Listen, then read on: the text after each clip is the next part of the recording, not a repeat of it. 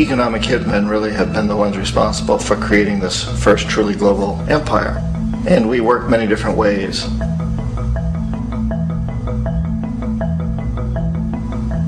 But perhaps the most common is that we will identify a country that has resources our corporations covet, like oil, and then arrange a huge loan to that country from the World Bank or one of its sister organizations. But the money never actually goes to the country. Instead, it goes to our big corporations to build infrastructure projects in that country, power plants, industrial parks, ports, things that benefit a few rich people in that country, in addition to our corporations, but really don't help the majority of the people at all. However, those people, the whole country is left holding a huge debt. It's such a big debt they can't repay it, and that's part of the plan, that they can't repay it. And so at some point, we economic hitmen go back to them and say, listen, you owe us a lot of money, can't pay your debt, so sell your oil real cheap to our oil companies.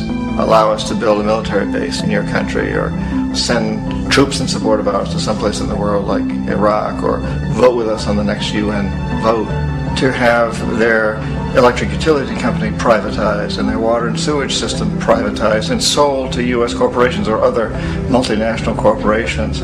So there was that whole mushrooming thing, and it's so typical of the way the IMF and the World Bank work, that you put a country in debt, it's such a big debt it can't pay it, and then you offer to refinance that debt and pay even more interest. And you demand this quid pro quo, which you call a conditionality or good governance, which means basically that they've got to sell off their resources, including many of their social services, their utility companies, their school systems sometimes, their penal systems, their insurance systems, to foreign corporations. So it's a double, triple, quadruple whammy. The precedent for economic hitmen really began back in the early 50s when democratically elected Mossadegh, who was elected in Iran, he was considered to be the hope for democracy in the Middle East and around the world. He was Time Magazine's Man of the Year. But one of the things that he'd run on and began to implement was the idea that foreign oil companies needed to pay the Iranian people a lot more for the oil that they were taking out of Iran. The Iranian people should benefit from their own oil. Strange policy. We didn't like that, of course.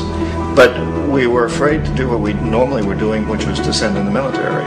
Instead, we sent in one CIA agent, Kermit Roosevelt, Teddy Roosevelt's relative.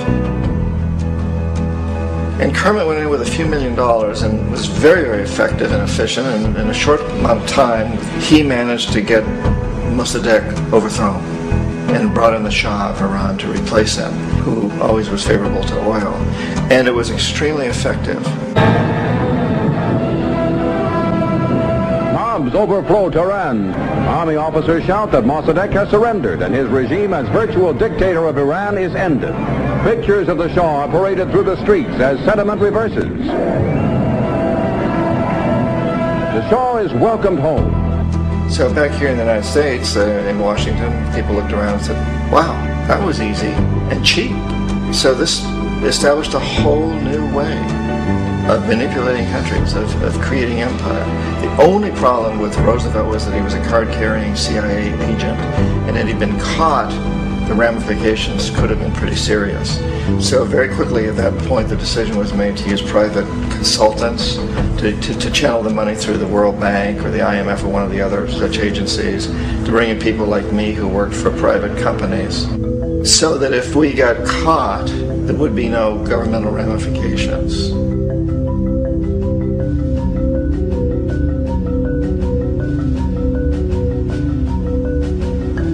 When Arbenz became president of Guatemala, the country was very much under the thumbs of United Fruit Company, the big international corporations. And Arbenz ran on this ticket that says, you know, we want to get the land back to the people. And once he took power, he was implementing policies that would do exactly that, give the land rights back to the people. United Fruit didn't like that very much. And so they hired a public relations firm, launched a huge campaign in the United States to convince the United States people, the citizens of the United United States, and the press of the United States, and the Congress of the United States that Arbenz was a Soviet puppet, and that if we allowed him to stay in power, the Soviets would have a foothold in this hemisphere, and that at that point in time was a huge fear on everybody's mind, the Red Terror, the Communist Terror. And so, to make a long story short, out of this public relations campaign came a commitment on the part of the CIA and the military to take this man out. And in fact, we did. We sent in planes, we sent in soldiers, we sent in jackals, we sent everything in to take him out, and did take him out.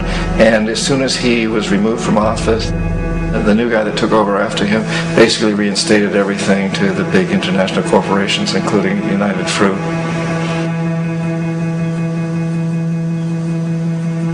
Ecuador for many, many years had been ruled by pro-U.S. dictators, often relatively brutal.